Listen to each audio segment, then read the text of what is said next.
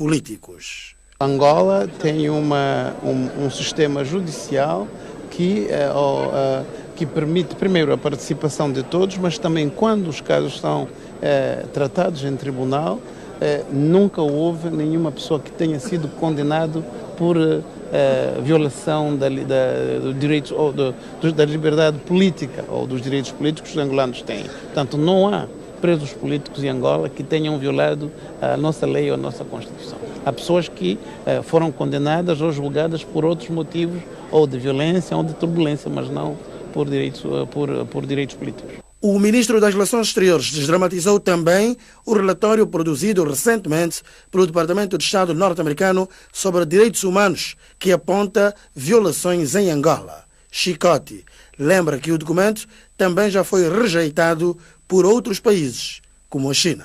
Bom, o relatório do Departamento de Estado americano representa a visão que os americanos têm. Esse relatório foi criticado por vários países. A China criticou esse relatório. Nós também estamos cépticos, criticamos esse relatório porque não tem uma visão completa daquilo que é o progresso e a evolução dos direitos humanos em Angola.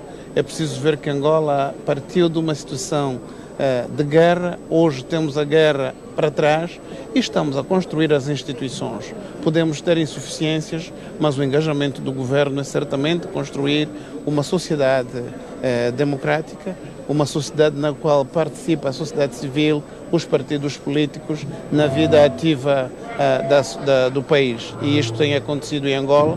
Portanto, eu penso que não estou preocupado com o relatório dos Estados Unidos e eu penso que os Estados Unidos têm condições suficientes de trocar impressões com Angola e nós temos dado essas informações e queremos esperar que eles trabalhem conosco para saberem daquilo que é a evolução dos direitos humanos em Angola. Há muitos progressos e eles não podem ficar fechados ou voltados para trás e olhando para questões que não estão devidamente bem desenvolvidos.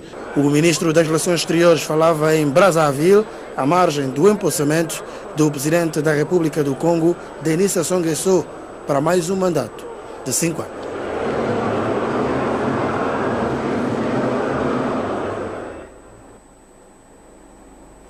As reservas internacionais líquidas de Angola estão avaliadas em 24 mil milhões de dólares, que correspondem a 8 meses de importações. A informação foi avançada pelo governador do Banco Nacional, que afirmou que será dada prioridade às empresas que garantam credibilidade e sustentabilidade à economia e às famílias.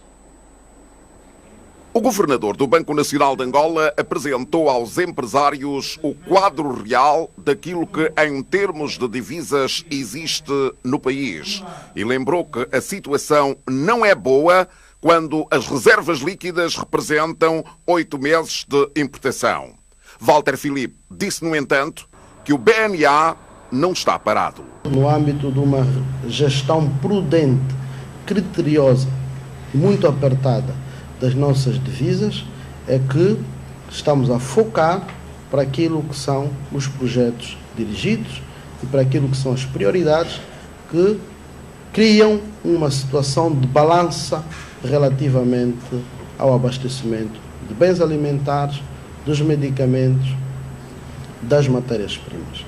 Apesar de reconhecer o momento difícil porque passa o sistema financeiro angolano, Walter Filipe lembrou que esta é também uma grande oportunidade para Angola.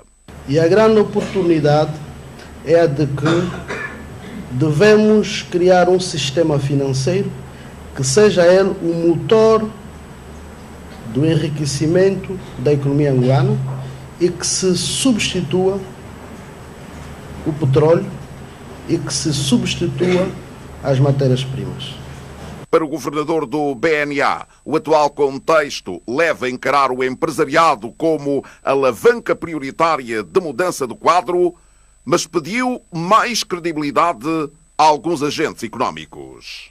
Se nós não conseguirmos ter um nível de credibilidade e um nível de controle das divisas cambiais, que possam elas alimentar e financiar a economia e alimentar e financiar a prosperidade das famílias e, portanto, não pôr em causa as questões que se levantam sobre o branqueamento de capitais e sobre o financiamento ao terrorismo, as questões que se levantam sobre a gestão prudente e sã das empresas e das instituições. Então, se nós fizermos isso, vamos aí, efetivamente conseguir criar um ambiente de negócio, um ambiente financeiro e condições para que a própria economia, as próprias empresas e o próprio sistema financeiro se autofinanciem e não tenhamos, sim, um país que depende de um financiamento que resulta do leilão, que são, no fundo, as divisas ou, concretamente, as reservas líquidas internacionais.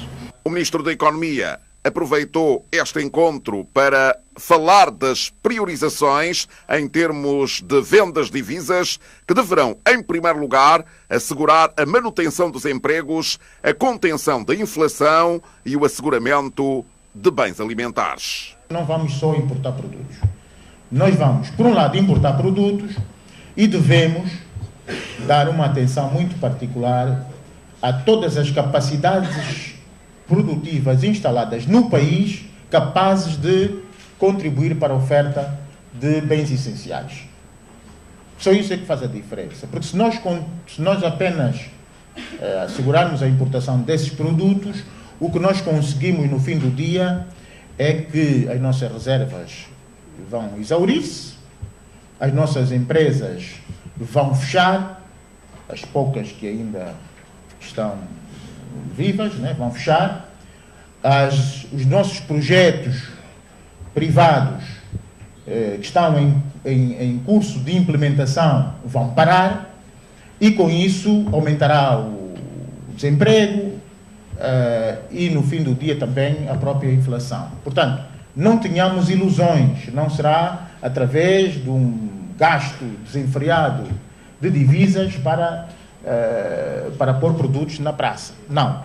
A ideia é manter a oferta mínima necessária para evitar o acréscimo rápido da inflação, mas, simultaneamente, favorecer a produção interna.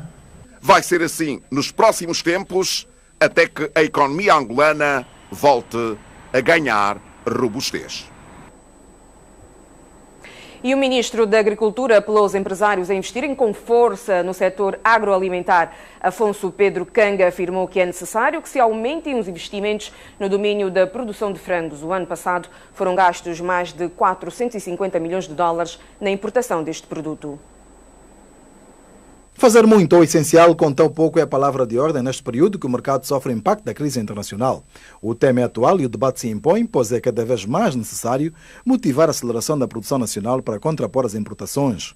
Atento ao facto, o Ministério da Economia juntou governantes e empresários para apresentar as motivações fruto das reformas macroeconómicas que o país está a adotar.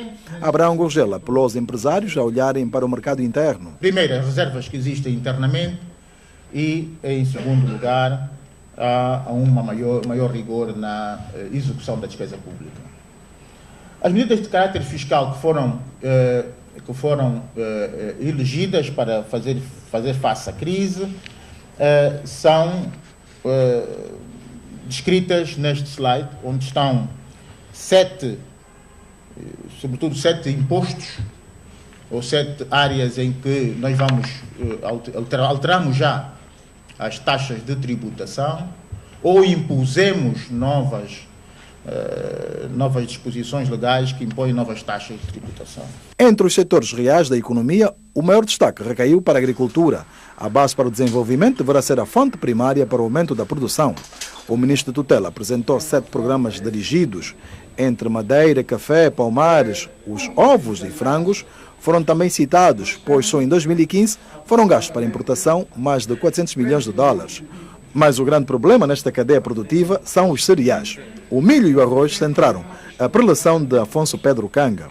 2013 foi exemplo para espelhar o quanto é importante aumentar a produção, pois 1.500.000 toneladas de cereais não foram suficientes para o consumo humano, animal e industrial. Daí ser importante estimular o empresariado nacional.